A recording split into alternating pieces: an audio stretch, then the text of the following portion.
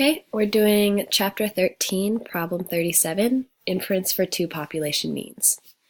First, we have to start off with conditions and assumptions. The randomization condition, the teacher stated in the problem that she randomly assigned the third graders to each program, meeting this condition. Independence assumption, we have no reason to assume that the children are not independent of each other. Independent groups, we have no reason to assume that the selected groups are not independent of each other, given the randomization the teacher provided. Nearly normal. Although the sample sizes are small, the box plot shown is symmetric and unimodal with no apparent outliers, meeting the nearly normal condition. Now we're going to go on to test of normality. Here, our null hypothesis is that the children tested are from a normal distribution. And the alternative hypothesis is that children tested are not from a normal distribution.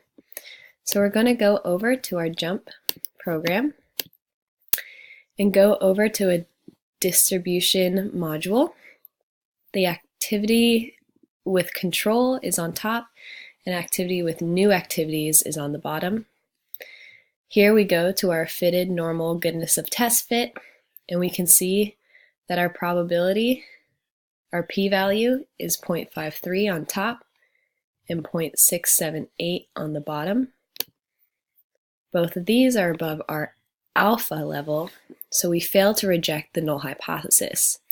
The data is from a normal distribution, and the children tested come from a normal distribution. Now we go on to our test of unequal variances. Here, our null hypothesis is going to be sigma n is equal to sigma c, n being with the new activities and c being with control. And our alternative is going to be sigma n is not equal to sigma c. So we go over to our JUMP.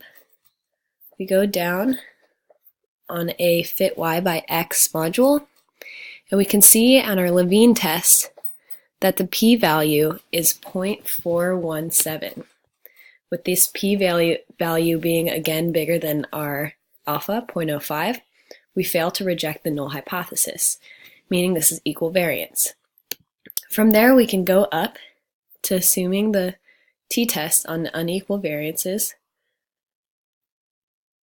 on equal variances, and we can go over to our probability for our t-test, our null hypothesis being that mu of n minus mu of c equals 0, and alternative being mu of n minus mu of c is greater than 0.